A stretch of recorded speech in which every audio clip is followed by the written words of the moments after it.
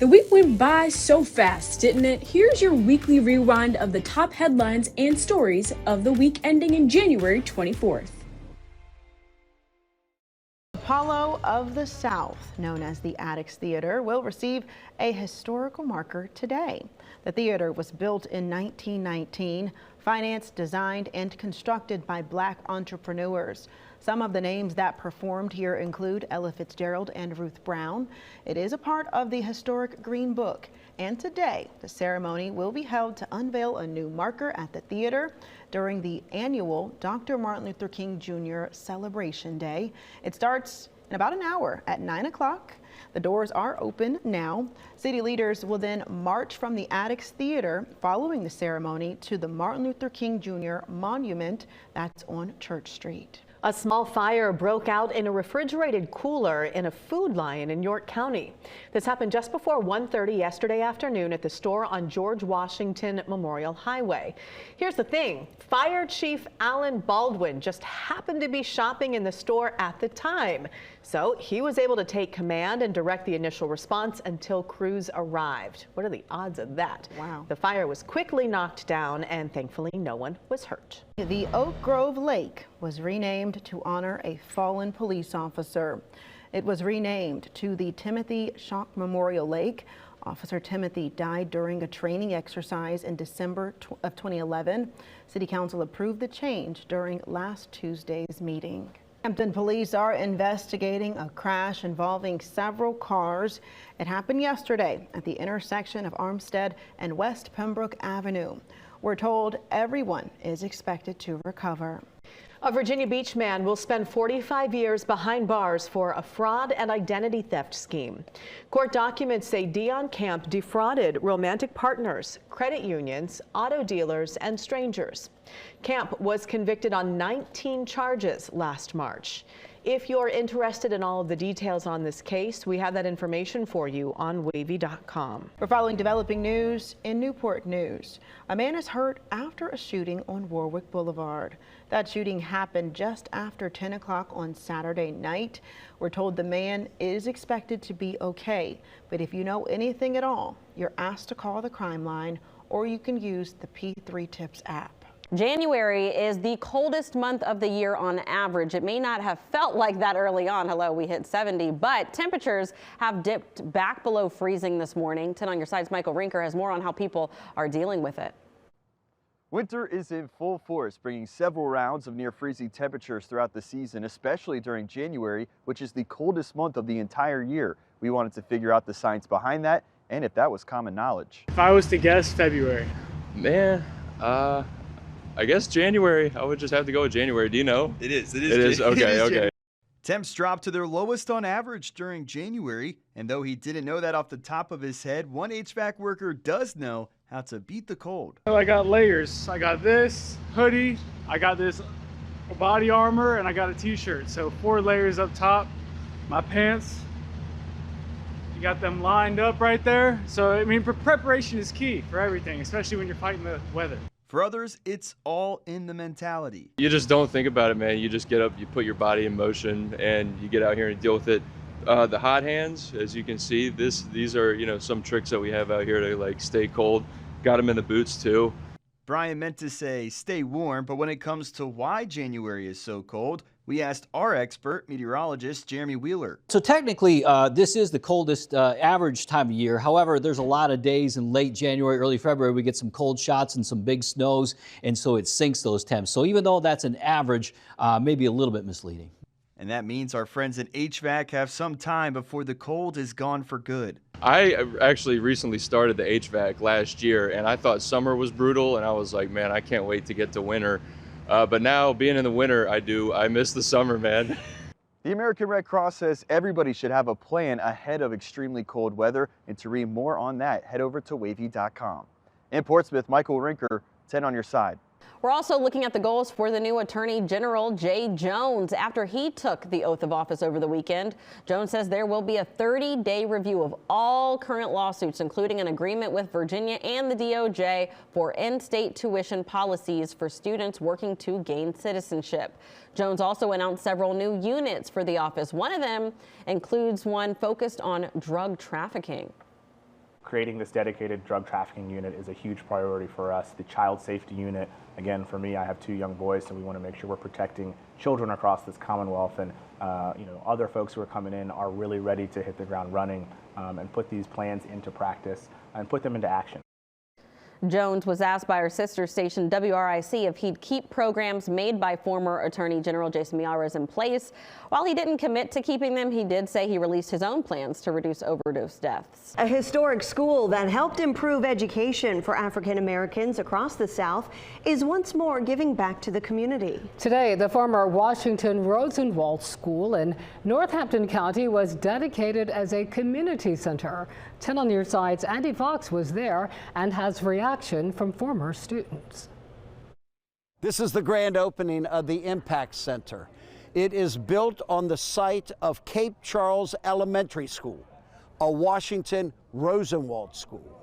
Built in 1929 for the purpose of educating African American children in the segregated South. The school shut down in 1966, remained empty since, except for a few years as a warehouse. But now, today, a new purpose. The Impact Center is here. Executive Director William Weeks. To push that legacy forward with programming and other events that we're going to be engaging in to certainly be a benefit to the community. Around 200 showed up to welcome in a new community center. 1, 2, 3. After all these years, former students found their way back to their old school, now on a new mission. It's a positive atmosphere. Don't remember a lot of negative things because I guess us being so young, some things are taught. If it's not taught to you, then you don't experience it. Valentine Elliott moved here in 1955 to a new school.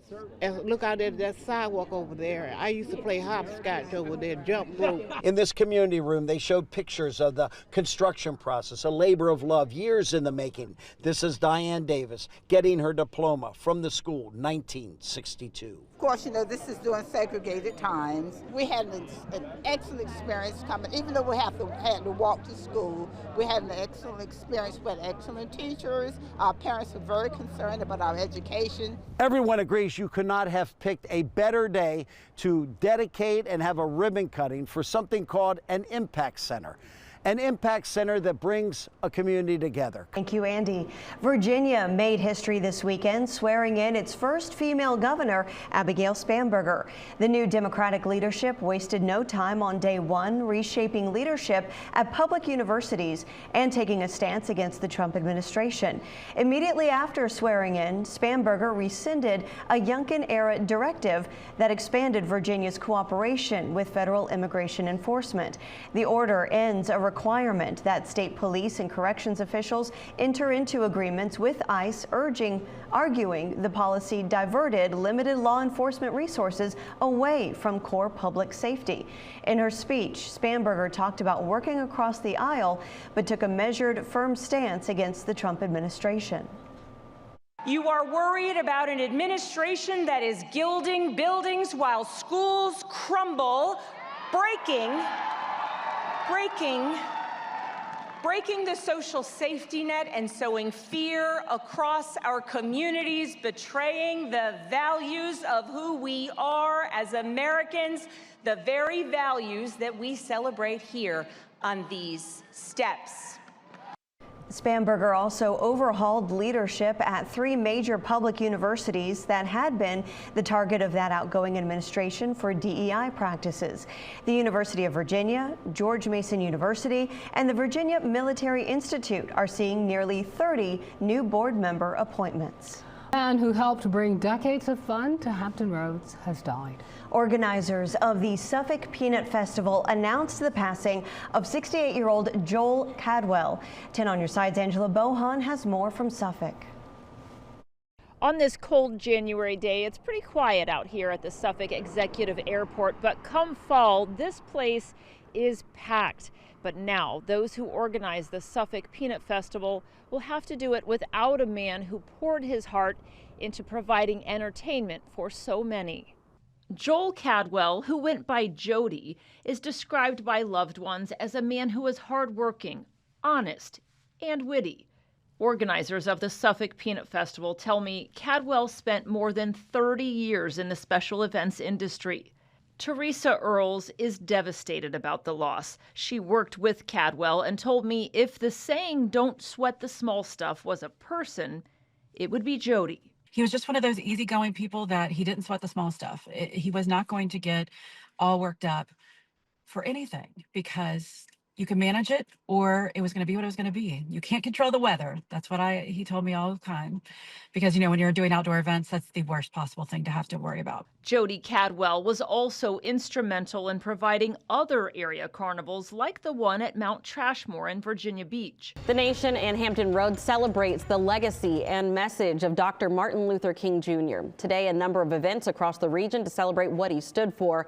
And one of the biggest, of course, is always a march through the streets of Norfolk. 10 on your side's Nick Broadway was there, and he joins us live with the latest. Nick? Aisha, we're at the end point of the march here at the intersection of Church Street and Brambleton, the site of the Martin Luther King Jr. Memorial.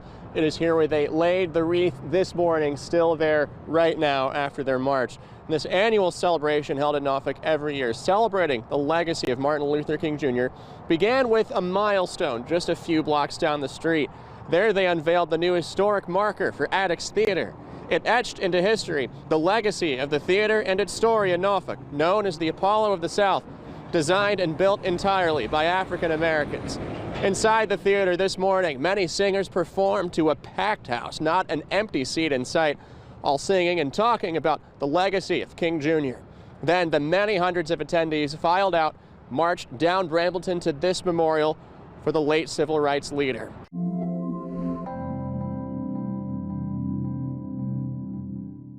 At the beginning of this month, flu cases in Virginia were at the highest number in decades. And now there is a drop in those cases. 10 on your sides, Kagan Hughes joins us live from the control room to tell us more. Good morning, Kagan. Hey, good morning, Kiana, Julia. And all respiratory illness levels across the Commonwealth are moderate, according to the Virginia Department of Health. Nationwide, according to the Center for Disease Control, influenza A is still the most reported flu virus. In Virginia, 19% of emergency department visits were for respiratory illnesses, a nearly 5% decrease from the previous week. Now, 10 on your side talked to the Chesapeake Health Department this month, who says although emergency room visits are slowly trending down, flu season extends into the spring. But health experts say you don't have to wait until flu season is over to stay ahead of the numbers. They say washing your hands, getting vaccinated, and staying at home when you feel sick is still the best advice.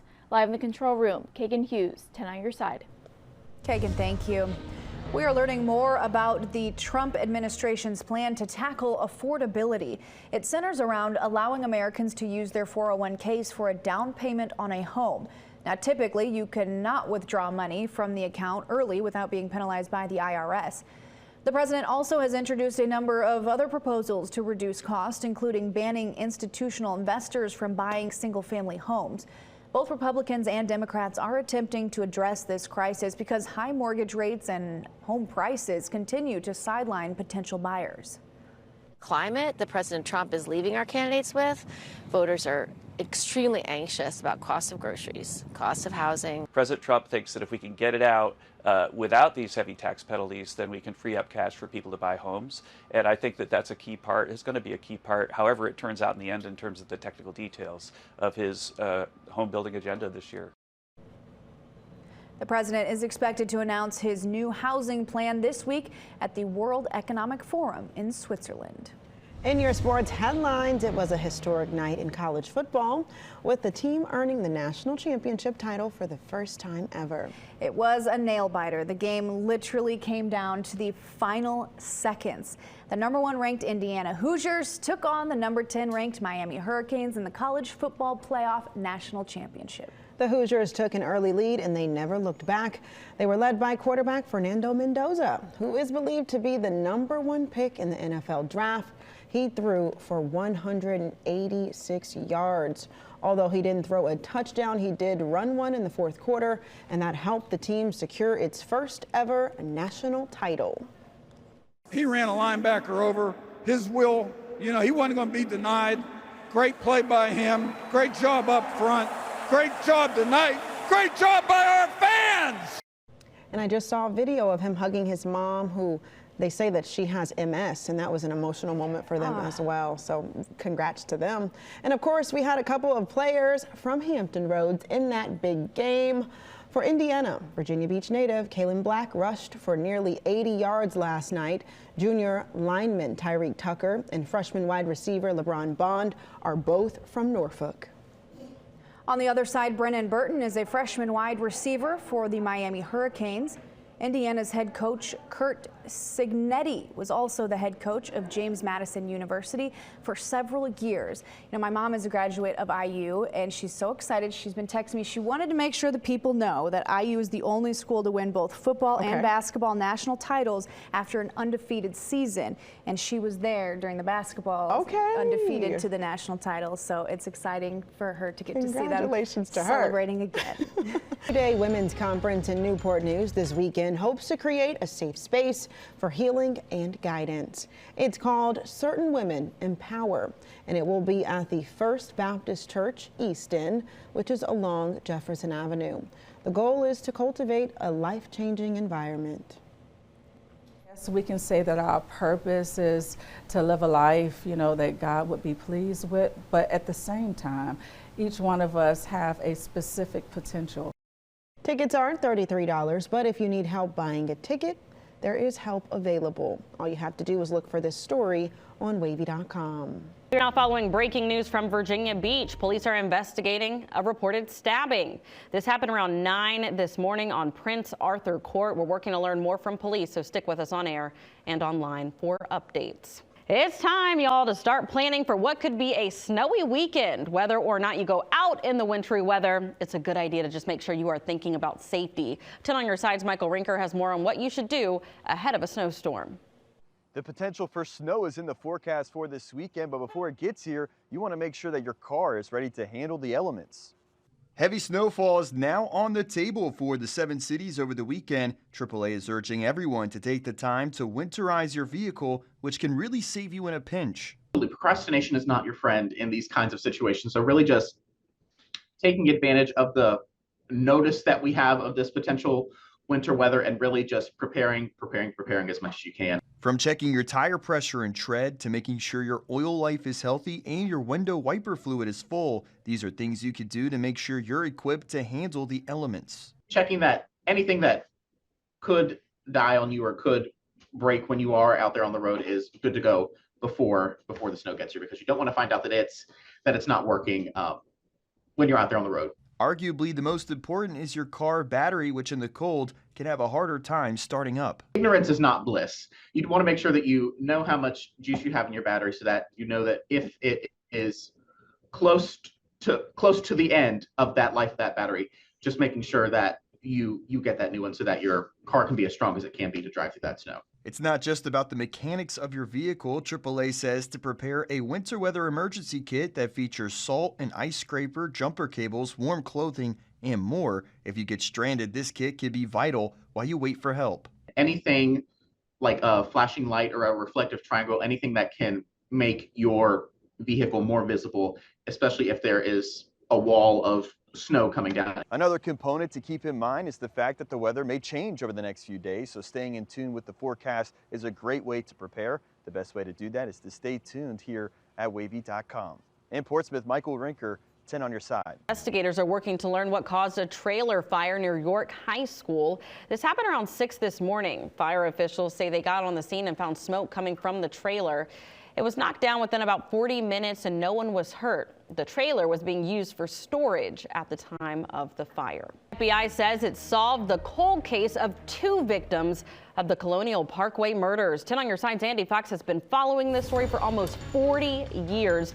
He joins us in the studio with more details. Andy. Yeah, Aisha, we've now made a connection to 6, according to the FBI and the state police. Aisha, this was the first big story I covered after I arrived at Wavy, as you said, 40 years ago. On October 12th, 1986, between 5:30 and 5:45 in the morning, a jogger discovered Kathy Thomas's white 1980 Honda Civic pushed into the bushes leading down to the York River. The Civic had veered off the road and into thick brush, dense shrubbery, only a few feet from the 15-foot drop into the York River. A highway patrolman called to the scene discovered Thomas and Dowski's body inside the vehicle. This is Kathy Thomas and her friend Rebecca Ann Dowski. They were found in Thomas's car. An autopsy showed that their throats had been slashed so deeply that they were nearly decapitated. Rope burns around neck, signs of strangulation. Dowski's body was found in the back seat, while Thomas was found stuffed there into the hatchback. Thomas apparently struggled with her attacker. A clump of hair was later found between her fingers. Diesel fuel had been doused in an attempt to burn the car. From the start, it was thought this was the work of a waterman. Everything was clicking. There he is, Alan Wilmer Sr. That's the waterman. State police and FBI now claiming Wilmer responsible for the deaths of Thomas Dowski, David Knobling, Robin Edwards, Teresa Howe, and Lori Ann Powell. I have been in touch with Kathy Thomas's brother, Bill Thomas. I was with him on the Colonial Parkway after Wilmer was tied into DNA to deaths of Knobling and Edwards. Listen to what he said back then. They told us they were looking for watermen, so he checks a lot of boxes. We had unconfirmed reports that Kathy and Becky were seen at the Yorktown pub.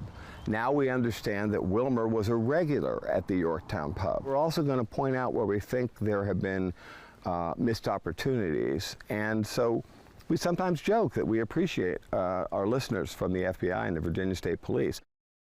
Bill Thomas, very popular podcast. He has searched and searched for answers for all of these years. I emailed him, waiting to hear back from him. I reached out to the FBI that announced this development. They did send out a statement. I was wondering if they might have a news conference. No word back on that. The Red Cross says there's an urgent need for blood. Donations are down, and winter is always a tough time for volunteers. Right now, the Red Cross says the situation is severe. 10 on your side's Walter Hildebrand talked to the Red Cross about how you can help. It's enough to make your blood run cold, and while the snowy winter weather is still days away, the Red Cross is already dealing with a perfect storm that's deterring donors. We had holiday travel as well as over 400 blood drives impacted by winter weather. And you add that to what has been a very active flu season, and all of these factors combined have led to a 35% reduction in our blood supply here at the Red Cross. Jonathan McNamara is the communications director for the Virginia Red Cross. He says hospitals are feeling the pinch during the shortage, some close to running on empty. It can have a very significant impact on our hospital partners. There is no substitute for blood donation. So whether it's trauma victims or patients who rely on blood for their cancer treatments, mothers who have complications after childbirth, or patients with conditions like sickle cell who, when we do experience a blood shortage, can see delays in their care. Really look at it, we're seeing a 35% drawdown in the supplies that we have in our facilities. And the headline, what we're seeing is the requests from our hospital partners are coming in faster than the donations are. So that's where we find ourselves in an emergency shortage situation. While the 757 is getting ready for the white stuff, the Red Cross is hoping Hampton Roads will come through with the red stuff and roll up their collective sleeves before things get nasty.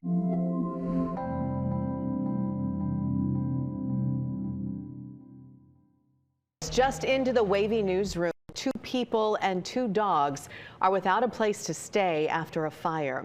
Portsmouth Fire and Rescue, along with the Navy Regional Mid-Atlantic Fire Department, were called to LaSalle Avenue just after 3:45 this morning.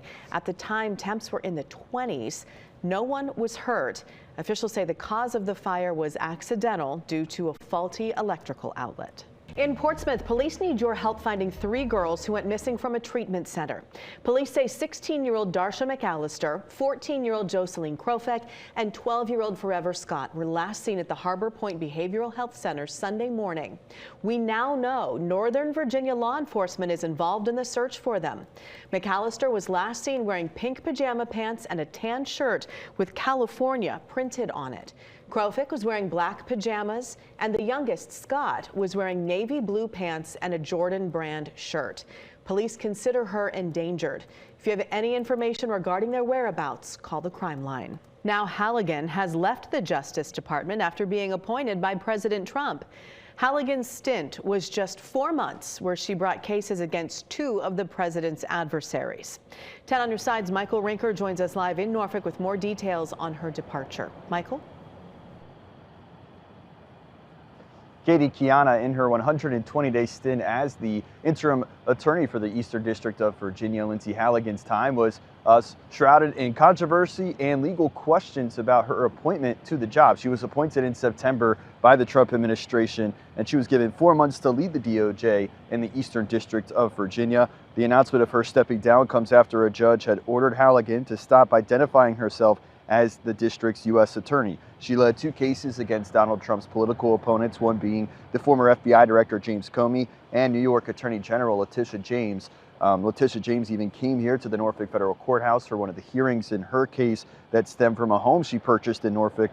And those cases were both dismissed due to the fact that a judge ruled that her appointment was unlawful. Halligan's appointment was unlawful. And then on Tuesday, 2 more judges said that she needed to leave her post. And then hours later, she did step away from the job. Now, what comes next in terms of replacing Halligan? The U.S. Attorney General will be leading the charge in the next appointment, but we'll have to wait and see who that will be. How about this? Are you ready for an evening of songs and stories? Absolutely. Yes. Grammy award-winning artist John Legend is coming to the resort city this spring.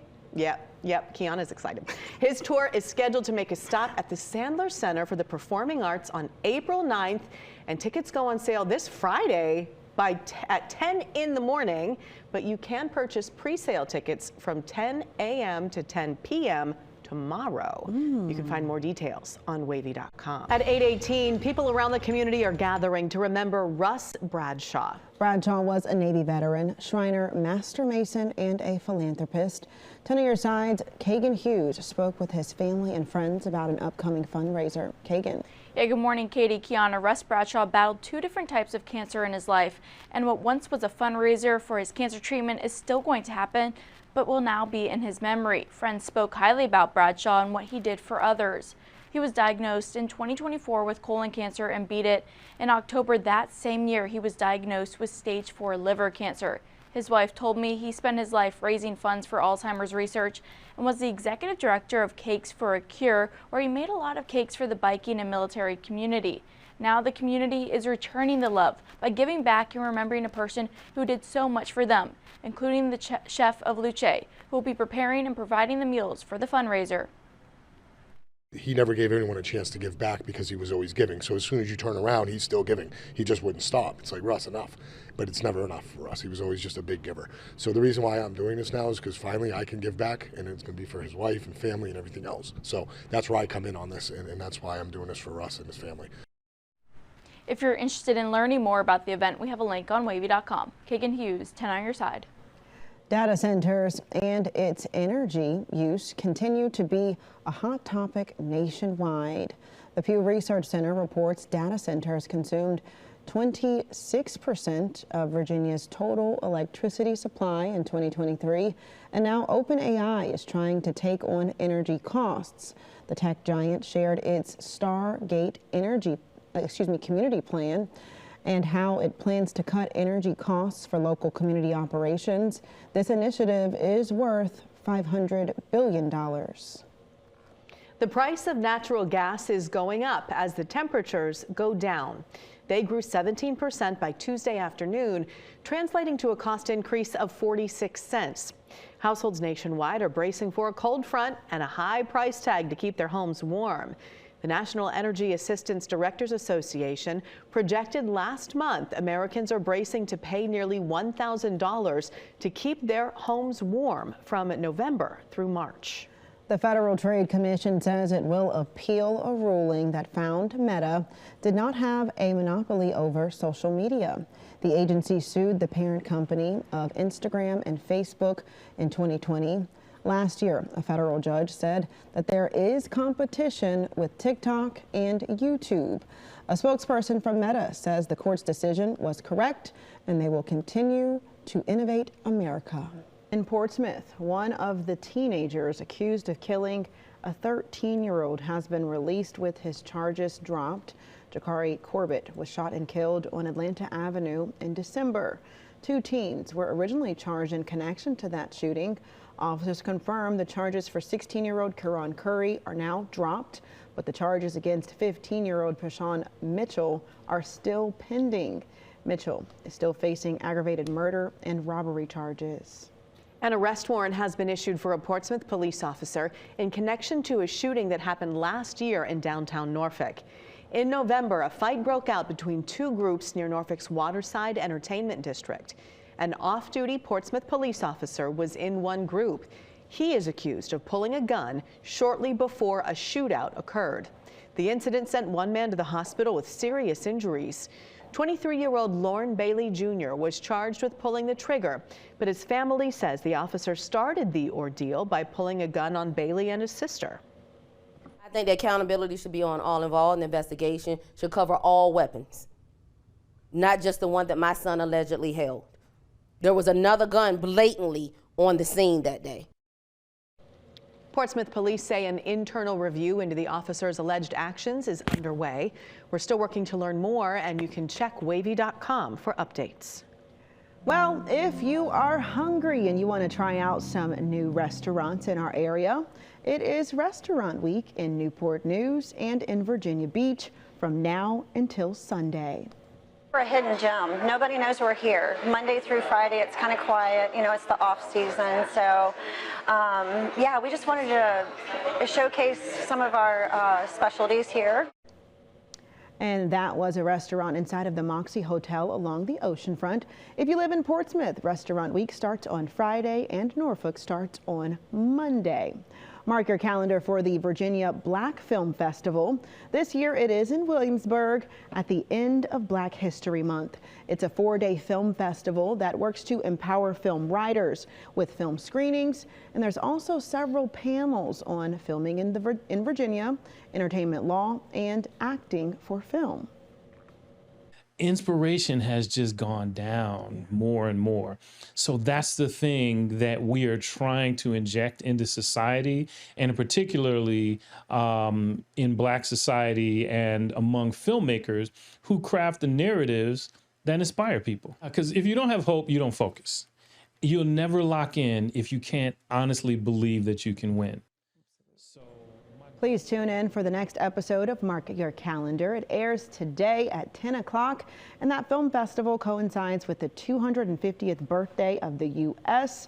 Please watch the episode over on Wavy Plus. And Energy is preparing for this weekend's weather and what it could bring, from strengthening the grid to helping you stay warm at home. Hopefully you're at home. Telling Your Side's Michael Rinker has more from Portsmouth. As Hampton Roads prepares for the possibility of a winter storm this weekend, Dominion Energy has some valuable tips on how you could stay warm and safe for if and when that weather arrives. With a widespread winter system in the forecast, Dominion Energy is already out in front of it to try and keep the power on when the storm hits. Hardening the grid includes everything from using taller, larger poles and installing them more deeply in the ground so they're sturdier, but they also include adding protective devices and using smart technology on our actual power lines. That tech allows Dominion Energy to see an outage moments after it happens, potentially shortening the time in areas in the dark.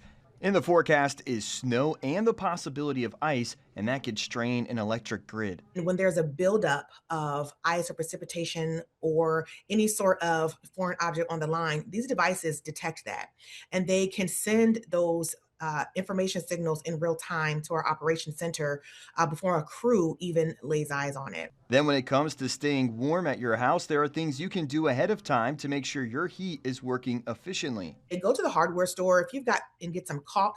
If you've got any cracks around your windows and doors, go ahead and seal those up. If you have door sweeps, you might want to put those at the base of your door to prevent drafts from coming in because it's going to be extremely cold. And if you plan to use a space heater, you could actually end up paying for it in a number of ways. When you use space heaters and other devices, just consider that if it's not an efficient one, not only is there a potential hazard, there's also the likelihood that you'll use more electricity and that your bill can go up more. For more advice from Dominion Energy, head over to wavy.com. Get ready for a higher natural gas bill. According to Business Insider, the price of natural gas has already spiked 21%. And Your Side's Andy Fox is live in Virginia Beach after speaking with Virginia natural gas executives about those higher costs before this potential winter storm. Andy? Yeah, there is an explanation for it, Tom, but I am reminded when all this discussion is taking place that December 2025 was the coldest December on record since December 2010. as nasty freezing temperatures cost us more money in heating bills, and Russell feeling that pain with plunging temperatures. I can't imagine what our bill's going to be because I like it warm, but I don't want it to be freezing and have it too cold. I'm not comfortable. Over at Virginia Natural Gas Southside Corporate Headquarters, Russ Hazlett, Vice President of Operations. Cold weather for us doesn't mean anything for pricing. First of all, we pass the pricing that we get onto you, and that is marketed and hedged months in advance in preparation for the winter season. Hazlett says the bill is higher because it's colder and we are using more natural gas. So just because it's cold this weekend doesn't mean your bill is going to be higher because gas costs more. It's directly related to your consumption of gas. Hazlett says one thing you can do is go to the VNG website and follow tips on how to lower your gas bill. You can take steps to control your own gas usage, as well as energy efficiency, sealing your windows and doors, things like that to cut down on your usage. In case of emergency, this is the VNG Mobile Command Unit, arrived last month. Coleman Bonney, Operations Supervisor. If we do have a large-scale outage, we'll call it. So if a tree comes up and we lose a neighborhood, as an example, we'll roll the mobile command center out there. This on-site presence for managing the emergency effectively and efficiently right on site without having to do it from an office or have people come into an office. Ann knows this winter storm will cost her more money. She's ready for it, but she says she's thankful she has natural gas heat. We had oil, and I love natural gas, yes. Okay, now, today, Virginia Natural Gas had basically a conference call, 81 people on it. People from here all the way down to Atlanta, making sure everyone is on the right page this weekend.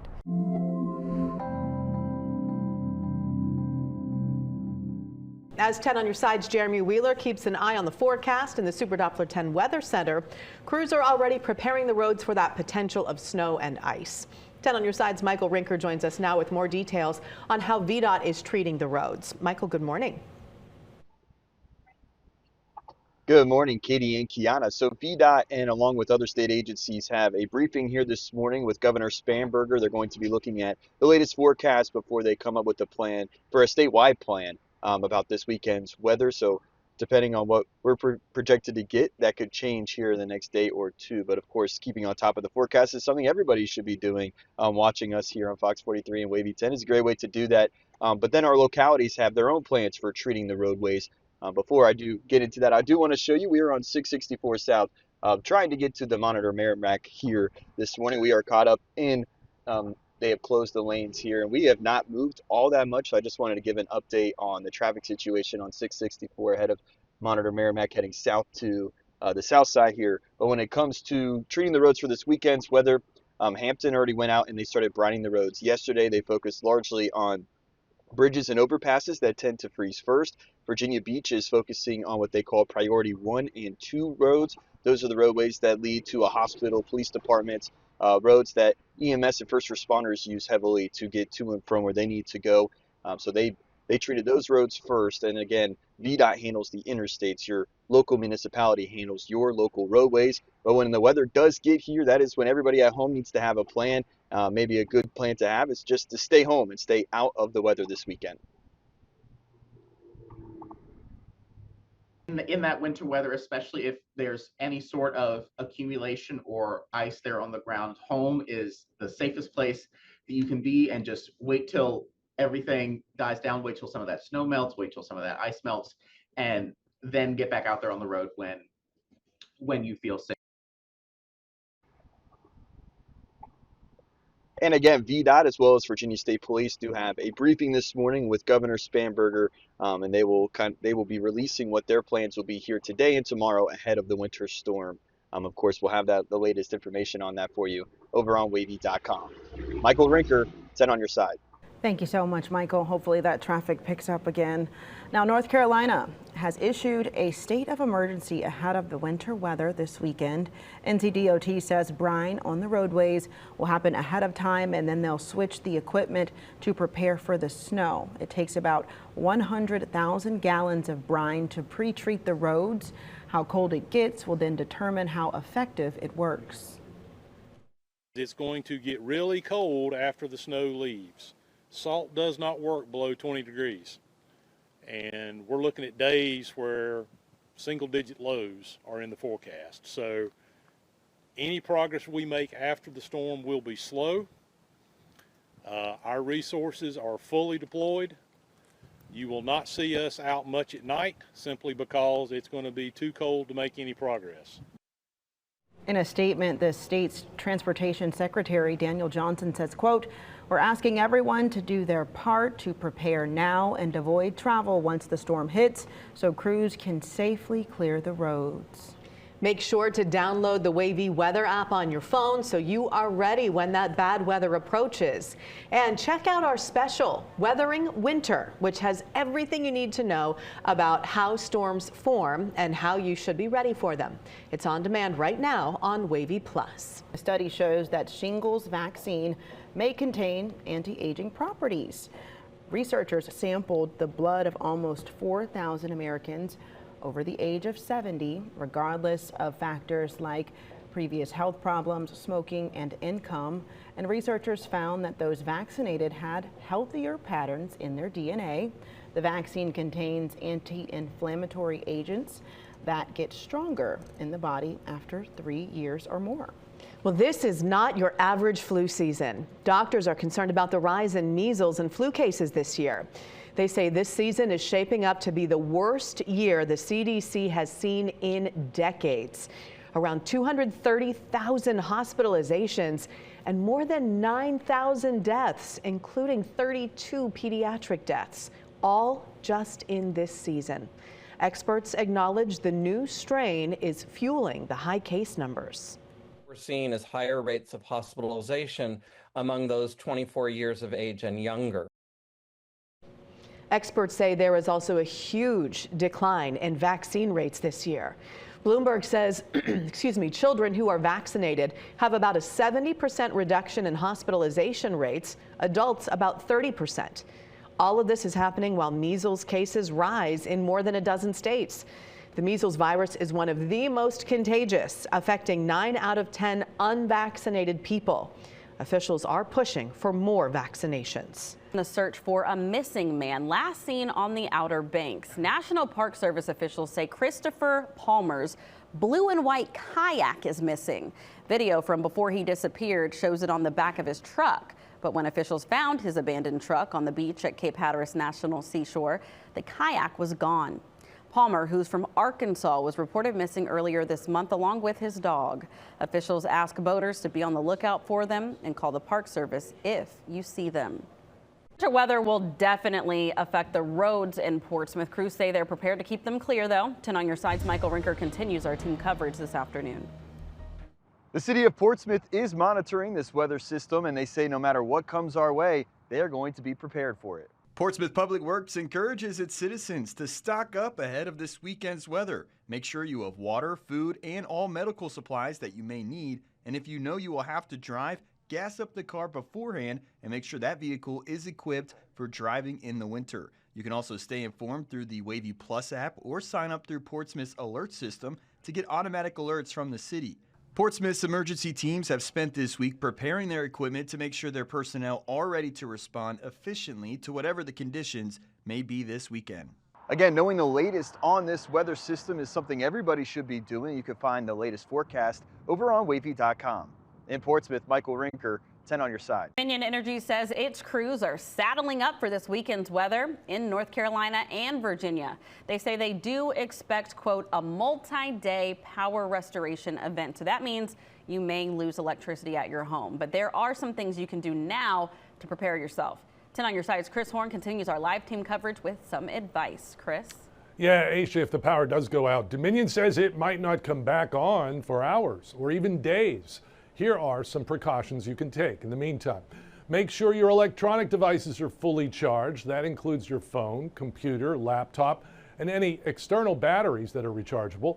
You might want to pick up some extra batteries to have in stock. If you have a generator, make sure it's fueled and you've tested it before the storm.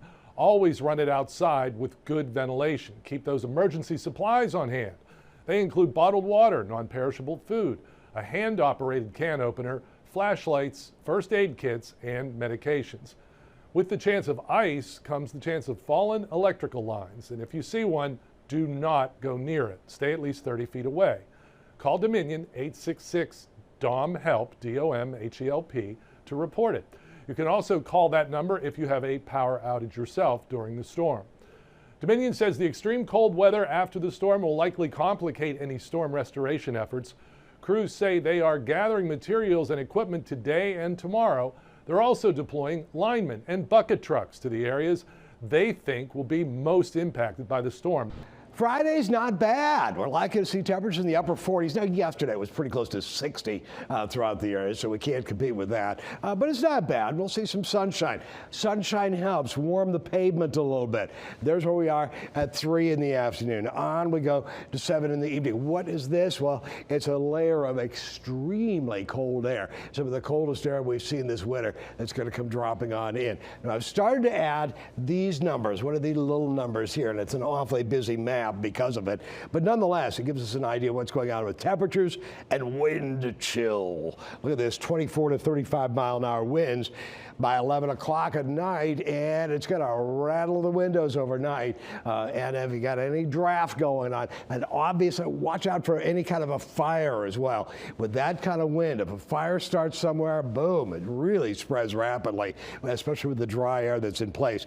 Wind chills 17, 19, 23, 37 yet to the coastline in North Carolina, but it's dropping and the wind is picked up and temperatures are dropping as well. There's where things are. 22 degrees by 7 in the morning, 20 to 30 mile-an-hour winds, wind chills in single digits, 4, 6, 12, oh boy, but still below zero in a couple of spots and near zero in a couple of spots. So again, really, really cold. And I think the temperature will actually continue to drop a degree or two on through around 9 o'clock in the morning as the cold air is really, really continuing to drop on in, even though it's daylight coming up on Saturday. So it'll drop to around 20, 21 degrees in a lot of areas, teens inland.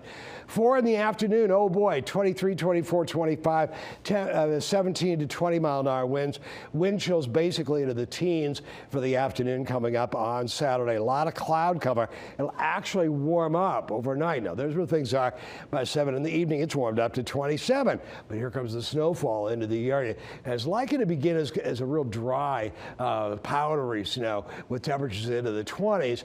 But they're likely to warm on up a little bit overnight. Here's where things are by 10 o'clock at night. We're likely to see some snow on the ground. Very, very likely. 10, 20 mile-an-hour winds. But you'll note in the purple color, that's a mix. Green is rain. So we start to see a bit of a mix. Hopefully not too terribly much freezing rain by that point. But we want to watch out for that real carefully coming up by 1 o'clock in the morning on Sunday, especially inland areas toward the Franklin and Wakefield area, perhaps even toward Williamsburg and Saluda. There's where things are by 4 o'clock in the morning. That rain is enveloping most of the population for the south side of Hampton Roads city, certainly for eastern North Carolina. That's things at 4 o'clock in the morning. 7 on Sunday morning. Here's what we've got going on for the again for the Hampton Roads cities. Once we get up toward Denby, again it becomes a mixture again back and forth, that rain snow line, and there could be again some freezing rain into here. That's nasty business. That could coat power lines and take out power, so we do want to watch out for that. That's 7 o'clock in the morning on Sunday. Still rather breezy, but it's a wind coming in off the water. Now, there's where things are by 3 o'clock on Sunday. We've got a low pressure area here, and another one develops and lifts northward.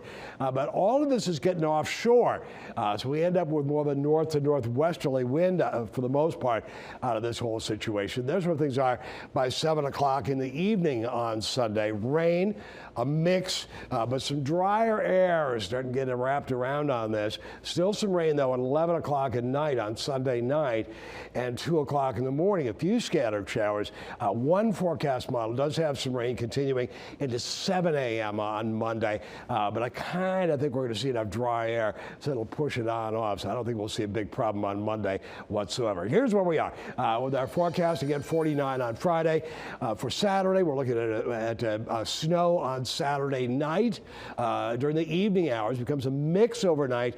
Then it changes for much of the area to all rainfall, but there's a 100% chance of precipitation during the overnight hours, beginning as snow. And then we see some rain for the most part, for most of us, coming up during the day on Sunday. Inland areas and northwest of Williamsburg Williamsburg. It could be a little mixture of sleet and freezing rain, so we do want to watch out for that. 30% chance of some early morning rainfall, possibly a mix, and it would likely be in the pre-dawn hours coming up on Monday.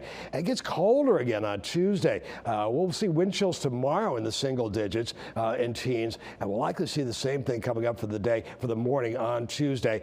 Buckle up, everybody. It's not the worst storm ever, but it is going to be miserable.